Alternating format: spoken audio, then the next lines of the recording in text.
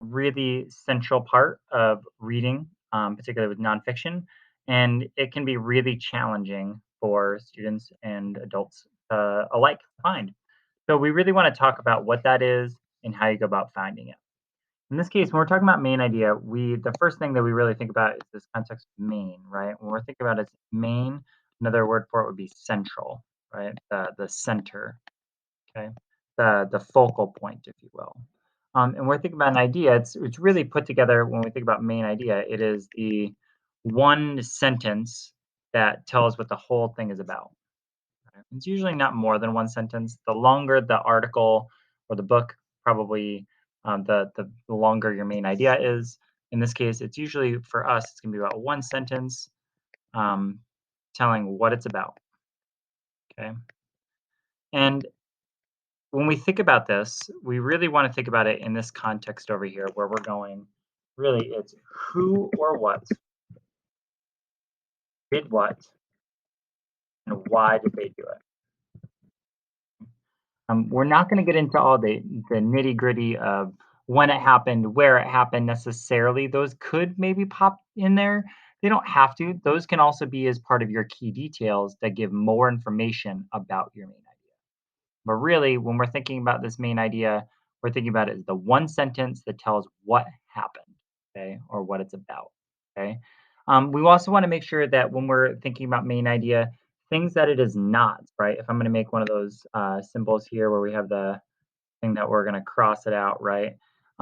It's not a question. It's not written as a question. It's not saying how dinosaurs live or it's about sea turtles. Okay. Those are things that are either topics or they're questions that are too vague and they don't give enough information for you, the reader, to know, or somebody who didn't read it to know what it's about. So we're going to practice it down here below with an article.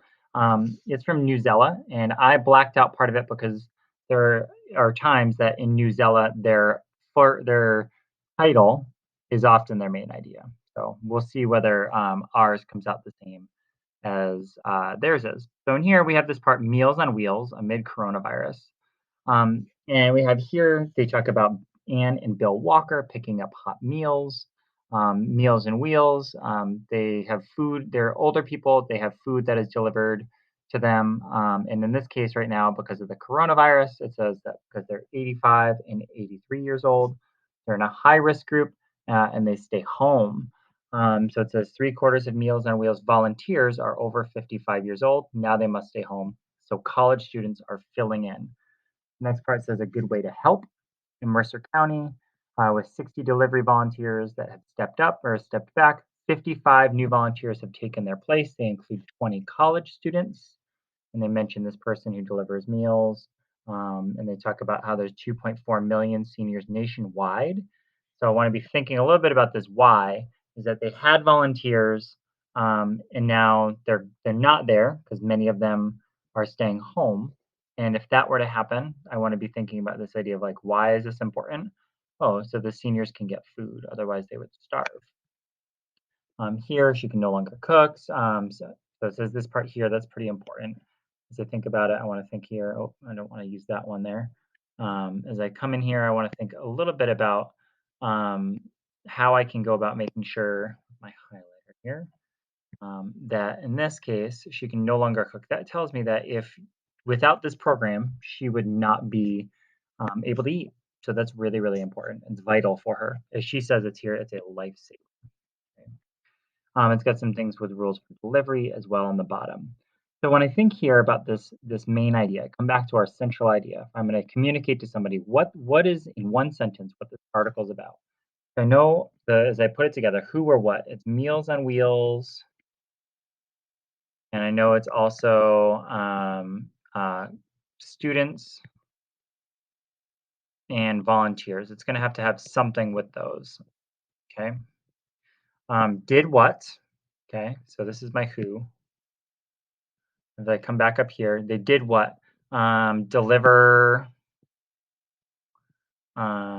meals to elderly. That word for those people who are older. This is my what? And then the Y down in the end is why. Unable to cook. And then also this idea about fewer volunteers or people who decided that they because of this they aren't able to fewer volunteers. Oh, and I probably also want to have in here what deliver meals to elderly during coronavirus. I'm just going to put corona on there. So as I come down here and I really try to put this together into a main idea on here, I want to start to go in here and let's formulate it. And it's literally I can put these together. So college students, and I might combine some of these. I want to think about like a puzzle, how these are going to fit together. College students are delivering meals or meals on wheels to elderly who cannot cook. So here I've got this part which really fits most of it. And then now from here, because of the information I thought that was most important, what I might also think in here is that I might want to get at this part about fewer volunteers. Maybe that's going to be a key detail. Maybe I want to say where some of the students came from. I might also want to say about how many people are in this. And I probably do want the coronavirus part in here.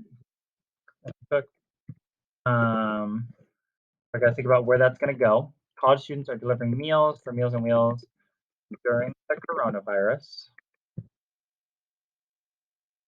And it changes this for elderly who cannot cook.